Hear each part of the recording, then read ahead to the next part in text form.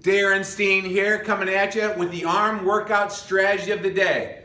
Gain 1 to 1.5 inches on your arm in 60 minutes in one workout. That's right, coming to you with a drop set strategy. All right, how to do a drop set. All right, this is going to be fantastic.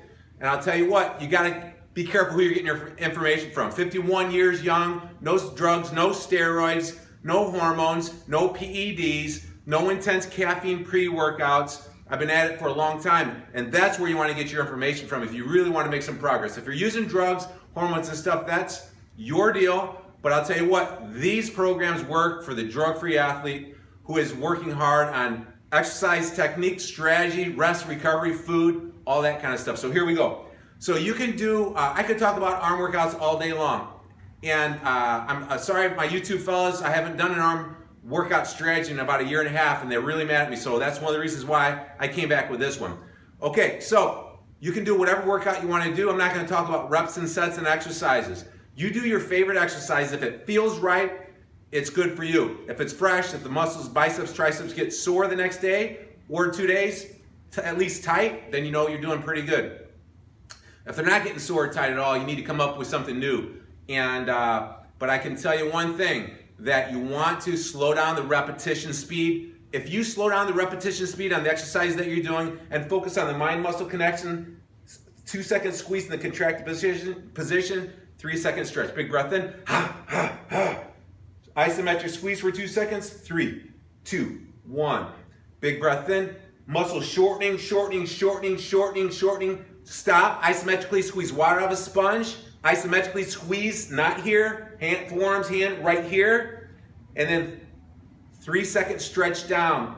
Visualize the muscle elongating and relax at the bottom for a second. Take a big breath in. Bah! And then explode. So if you slow it down with that rep speed, super slow, 3-1, 3-1, you're gonna really have some advantages. But that's another story. If you don't want to utilize that, that's fine. But here we go. So let's just say you just got done with one of your favorite exercises and you did 2 or 3, 4 sets, whatever you do, and you're done. And you're not gonna do another set because you can't go heavier, you just know it's enough. Probably ought to use this drop set strategy only after the last exercise, maybe after the last 2 exercises on the last set. So we all know about the 21s, at least a lot of us did back in the day. You know, you do 7 reps down here in the bottom half range of motion, you do 7 reps in the mid range of motion, and then you do 7 reps in the top range of motion. And then maybe you go all the way up and all the way down. That's the old 21, 7, 7, 7. Well, this is a little bit of a takeaway from that. So here you go. After the first part of the drop set, grab a dumbbell, stay in the top half range of motion. Get your upper arms out in front of you so that your upper arm and your elbow has a little bit of a back support, like those old Arnold arm blasters. Big breath in. I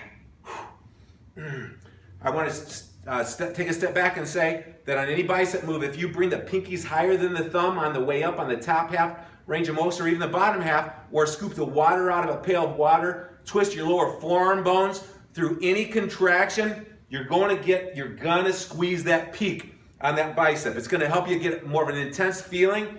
Will it help you accentuate the peak, the double peak that most guys are looking for, that I have? Maybe. It's one of the things that can help. I think the peak's more genetics and just doing the basic things year after year, decade after decade. So get the pinky higher than the thumb, squeeze like this, and when you do that, the elbows come like they're gonna meet together in the middle. We're gonna stop. Remember, we're gonna stay in the top half range of motion. We're gonna do 10 reps and pause. Really go right through this part of the dumbbell, hit you right here. So you're gonna get that technique right there. And 10, 9, 8, 7, 6, 5, 4, 3. I'll act like it's the end of the 10. 10 or 12 reps, whatever works for you. It's almost like you're pushing that dumbbell up towards the ceiling. And here we go, last one.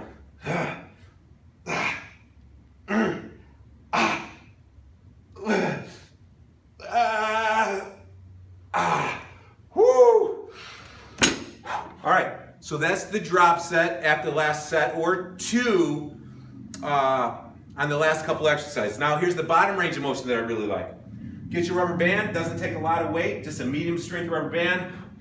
Again, get those arms out front so your body supports it, like that old Arnold arm blaster in the upper arm from the shoulder to the elbow doesn't move around. And now we're going to stay in the bottom half range of motion. Let's do the first half of the set slow, and then we'll go fast twitch, because I go slow a lot.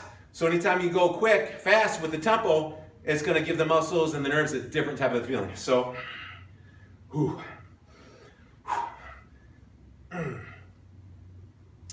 pause for 1 second in the contracted position. If you notice, I'm dropping the knuckles and leading with the butt of the palm. I call it the Spider-Man technique. Spider-Man shooting a web, right? All right, so utilize the Spider-Man technique on the first slow reps.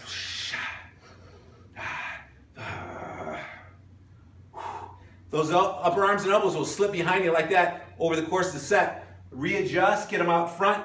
Really try to keep them pinned out front of you. I'll do 4 more.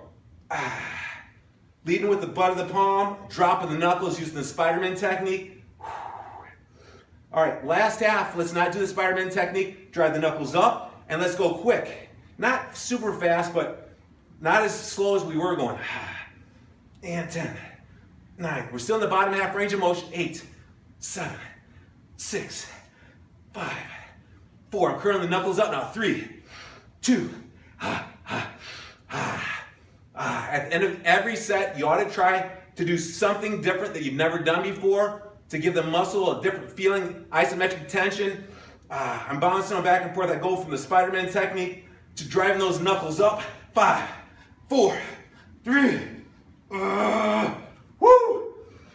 All right, one last idea. I was late for our meeting, Greg Justice, and we inducted Dr. Squat into the Fitness Trainer Hall of Fame. I was doing 3 things in a weekend, and I didn't get a chance to work out in the gym.